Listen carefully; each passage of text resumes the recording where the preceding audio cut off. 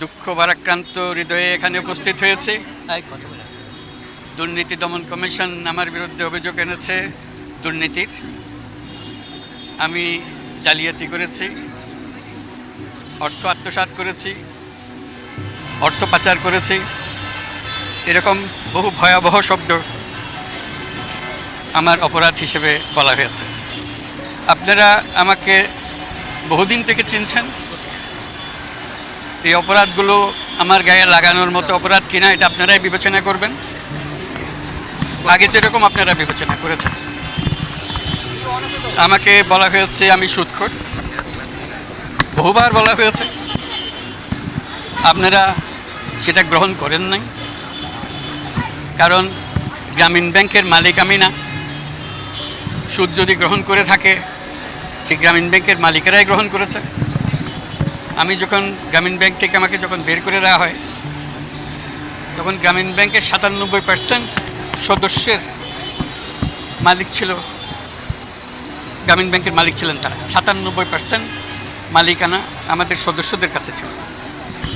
সুদ যদি গ্রহণ করে থাকেন তারাই গ্রহণ করেছে। আমি একজন কর্মচারী মাত্র, সেটা আপনারা জানতেন। আমি গ্রামীণ ব্যাংকের মালিক ছিলাম না কখনো। কাজে আপনারা সেটা গ্রহণ করেন না। আমাকে বলা হয়েছে আমি গরিবের রক্তচোষা, সেটাও আপনারা গ্রহণ করেন না। রক্ত চুষতে হলে যেটা করতে হয় সেরকম কাজ আমি করি নাই, আপনারা দেখেছেন। আমি ১ কোটি গরিব মানুষকে একটা ব্যাংকের মালিক বানিয়েছি। চুষবো কোথার থেকে? তাদেরকে মালিকানা দিয়েছে, আর কেউ তো দেয় না এই পর্যন্ত। এটা তো সত্য ঘটনা, এখনও আছে তারা মালিক।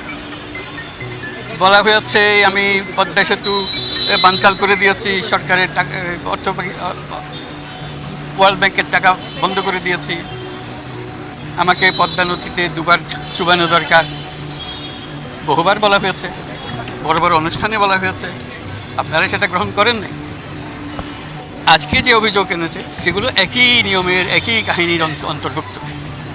কাজে আপনাদের বিবেচনার উপরে আমি ছেড়ে দিলাম। আজকে যে অভিযোগ, এই জোচ্চুরি, অর্থ আত্মসাৎ, অর্থ পাচার, এগুলো সত্য কিনা নাকি এই সুদখোরের মতো কথাবার্তা, এগুলো সেটা আপনাদের বিচারের জন্য ছেড়ে দিলাম। আমি আপনাদের বিবেচনায় বিশ্বাসী, সেভাবেই আমি আপনাদের কাছ থেকে আশা করব। স্যার, একটা প্রশ্ন ছিল যে এর আগে যে সমস্ত নোবেল জয়ীদের সাজা হয়েছে, মারিয়া রেসা বলেন ফিলিপাইনের, আলেস বলেন বেলারুশের, যে দেশগুলোতে সাজা হয়েছে সে দেশের আদালতগুলো নিয়ন্ত্রিত, দেশের সরকার কর্তৃক নিয়ন্ত্রিত। তো আপনি কি স্যার মনে করেন যে এদেশের আদালতও নিয়ন্ত্রিত হয় সেরকম একটা বিচারের দিকে? এটা আমার একার বক্তব্য নেওয়ার তো দরকার নেই। দেশের মানুষের কাছে যান, তারা বলবে আদালত কি নিয়ন্ত্রিত না নিজের ইচ্ছে চলে।